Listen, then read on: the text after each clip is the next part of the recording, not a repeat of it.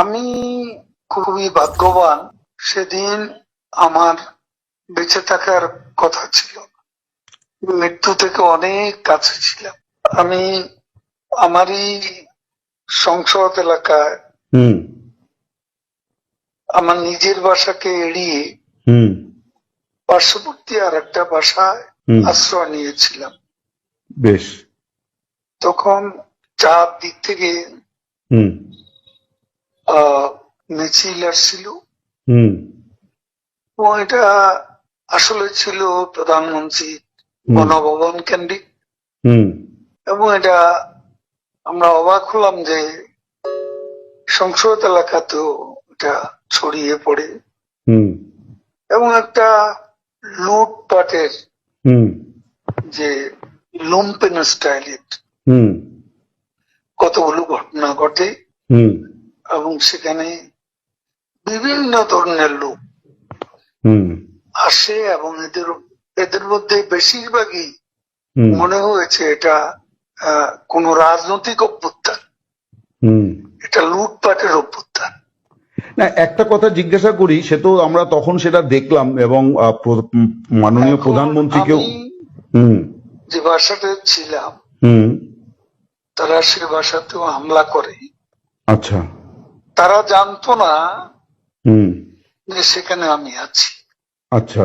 আমার বাসা তারা লুটপাট করেছে, কিন্তু যে বাসায় আমি গিয়ে আশ্রয় নিলাম সেখানে তারা হামলা করবে এটা আমি ভাবতে পারি।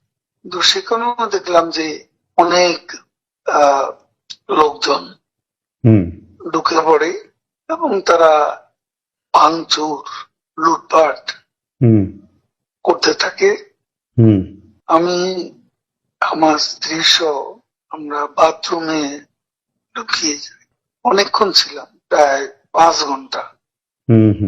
তারপর একটা পর্যায়ে এরা তো ওই বাথরুমের ভিতর সেখানেও কমোড, বেসিন এগুলো তো লুটপাট করেছে সব জায়গায়। সেগুলোর লোভে প্রথমত তাদেরকে আমার ওয়াইফ সেই বাথরুমের মুখে দাঁড়িয়ে বারবার বলছিল যে আমি অসুস্থ, এ কথা বলে তাদের ফিরিয়ে দিচ্ছে। তো একটা পর্যায়ে তারা এই বাথরুমে যেগুলো আছে সেগুলো লুট করার জন্য জোরপূর্বক প্রবেশের হুমকি দেয়। তো সে সময় আমার ওয়াইফ জিজ্ঞেস করে যে কি করবো, খুলে দাও যা হবে। তারপরে 7-8 জন ছেলে ঢুকলো, তার খুবই আক্রমণাত্মক দৃষ্টিভঙ্গি মনোভঙ্গি নিয়ে। তখন হঠাৎ তারা আমার দিকে তাকায়, আমার দিকে তাকিয়ে আপনি নেত্রী চলে গেল, আপনি জাননি কেন? আমি কিছু বলছিলাম।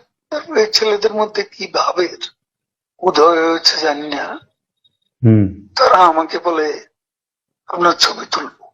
তারপর আমার ছবি তুলতে শুরু করলো, সেলফি নিচ্ছিল, ছবি তুলছিল। এরা ছাত্ররা অনেকে আমাকে চেনত। কি কারণে তারা তখন আক্রমণাত্মক যে মনোভাবটা ছিল সেটা নিয়ে এসে শীতল হয়ে গেল। তারা ঠান্ডা মাজাজে তখন কথা বলছিল।